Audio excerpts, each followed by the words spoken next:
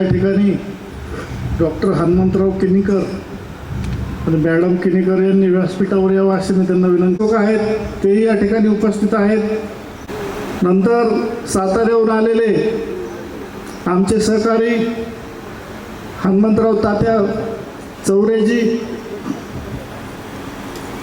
नंतर आमचे संस्थेचे आज ते साहित्य संमेलन या ठिकाणी घेत आहोत।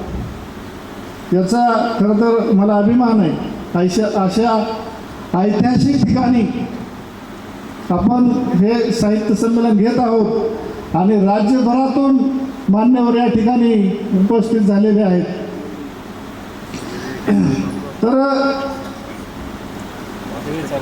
या ठिकाणी मी माझं हे छोटंसं जे काही प्रस्तावना आहे ते थांबवतो आणि आपण आपला पुढचा कार्यक्रम आहे तो सुरू ठेवूया। धन्यवाद।